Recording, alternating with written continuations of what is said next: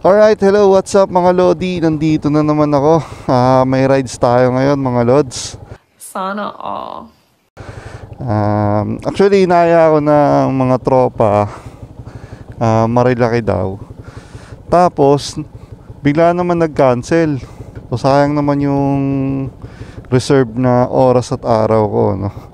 So, itutuloy ko na lang, no? Isasama ko yung partner ko. Ay, nakakamiss bumiyahe ng ganitong oras o madaling araw. Pwede na! Ang gagawin na lang namin is magbe-breakfast ride. Tapos kwentuhan tayo mga Lodi. Tagal na natin di napagkwentuhan mga Lods. So let's go. So pasin nyo yung ilaw ko, no mga Lods. Ang hina na. Ngayon ko lang napansin. Dito, daan tayo sa madilim. Ayun, mahina na ilaw ko. So kailangan ko na naman magpalit ng headlight. Yun, hina na. Ito, madilim. Ngayon ko lang napansin, di ba? Pag high beam, yun, high beam malakas-lakas. Low beam wala na, mahina na. Kailangan na palitan. Kung maglagay na lang kaya ako ng mini driving light. Total naman pag mga ganitong kadilim na nakikita ako pa naman eh. Pero kapag yung mga kabundukan na mahirap na yun. So sana hindi umuulan dun sa may Marilaki. Alam nyo ba ibig sabihin ng Marilaki? Sa mga hindi nakakaalam, yung Marilaki na yan, pangalan yan ng mga lugar na dadaanan nyo, no? So yung Marilaki, yung Marikina yan mga Lods. Yung Rizal. Tapos yung Laguna. Then yung alam nyo na, Quezon, di ba? Kaya siya tinawag na Marilaki. Yan yung mga lugar na dadaanan nyo dyan. Dapat talaga bumiyahe ng mga ganitong oras, no? Madaling araw, ang lamig, tapos napakaluwag. So yun nga lang, wag kayo sa sobrang luwag ng kalsada, no?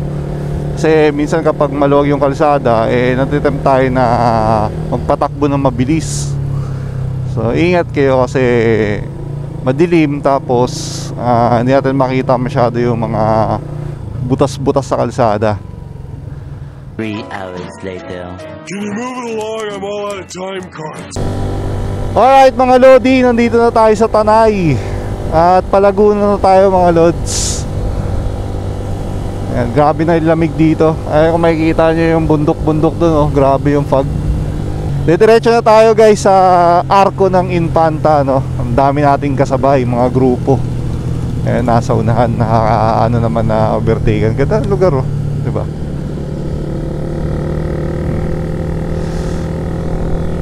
So, umulan kanina. Kaya ganyan, basa yung kalsada guys. Pero hindi na natin naabutan yung ulan, ambon-ambon lang. So, maswerte pa rin tayo. Kawawa lang yung aking OBR mga Lodi dahil wala akong tapalodo sa likod. Tinanggal ko pa naman. Akala ko magiging maganda yung panahon. Try muna natin mag chill ride lang muna.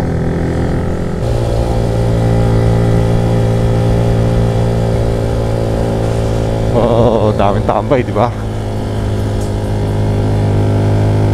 Okay. Ito guys ay Santa Maria Laguna na, no? Ito may arko nga dito, Santa Maria na. Yan. Santa Maria Laguna. Marami na rin matatambayan dito. Uy, may PCR, no? Kalahin mo yun. Grabe, lalong lumalamig mga Lodi. Ito, ganda-ganda na dito mga Lods. Ito, papunta na tayo ng Arco ng Infanta. Tayo na nga, lumalakas yung ambon. Parang binabasbasan tayo mga Lodi. Bini-welcome tayo. Umaambon mga Lods. Bini-welcome tayo ni Infanta. Okay, nandito na tayo. Isang na lang dyan. Isang ganun na lang mga Lods. Isang paes. Kasi ito pala tandaan ko eh. Itong na to. Rest house. Yun na. Arko ng Infanta at sakto umulan, di ba? Hawit talaga. Okay. Hindi na tayo magpipicture dahil lumalakas yung ulan, mga lodi. At nandito rin tong Little Baguio, mga lods. Ang ganda, oh. Yan. Ito naman yung Little Baguio. Yan, maganda dyan. Pasok kayo dyan, mga lodi.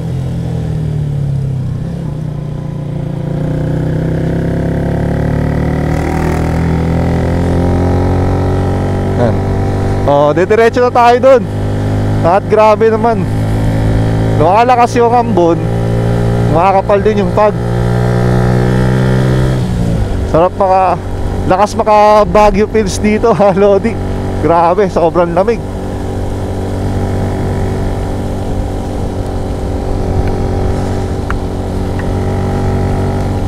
So, maghanap na kami ng makakainan dito. Dito na lang siguro kami kakain, meron dito eh. So, tingnan mo naman, oh, kapal ng hamog. Grabe. So punta rin kayo dito, mga lodi, sa Marilaki Infanta Arc, no? Dito banda yan. So maganda rito, mga lods, kung gusto nyo ma-feel yung mala Baguio, mala Tagaytay. Ang kinagandahan kasi dito, mga lodi, malapit lang siya sa Metro Manila. Parang 2.5 mo lang siya babayahin. O depende yun sa bilis ng takbo mo, no? O depende sa takbo mo pala. Ito na, Jarrell's Peak. So dito lang tayo kakain, mga lodi. Grabe, ang hamog. Jarrell's Peak. Pero wala naman nata tayo mapipwestuhan eh. Doon na lang, oh, kabila. Tayo sa kabila. Pero maganda rin dyan sa Jarrell's Peak eh. Dito lang tayo. Oh, dito na lang, oh.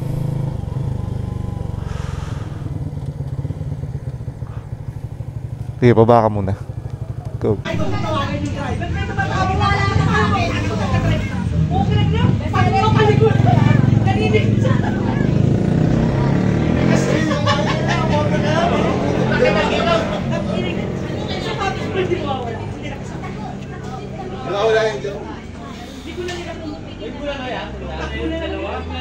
Alright guys, humina na yung ulan.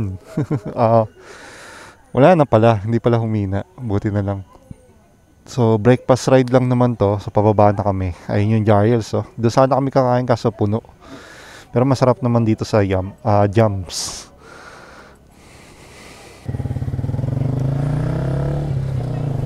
Alright. So din sana kami kakain sa Jarrell's kaso grabe, alas 7 pa lang, punong-puno na. Kaya no. Ang ganda ng bureau, no. So eto na, pauwi na kami, mga lodi. Pero grabe dito, ang pa rin, ang hamog at sobrang lamig. Busog na naman. So ito yung maganda kapag weekend, mga lodi. So after ng nakaka-stress na trabaho sa buong linggo, dapat lumakalabas-labas din kayo, mga lods. So punta kayo dito, mga lodi. Maganda rito.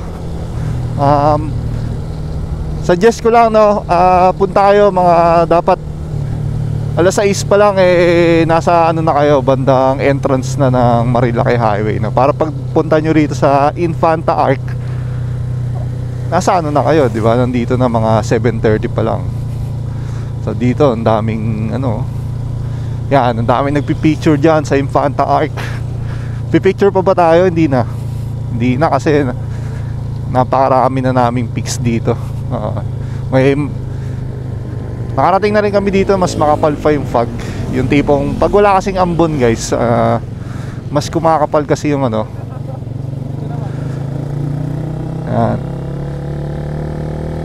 So lahat ng mga bago dito sa Marilaki, so dito talaga yung destination nila, dyan sa Infanta Arc, no. So mas maganda kung dumiretso na kayo ang Jarrell's Peak para matikpan nyo naman yung bulalo nila doon, diba?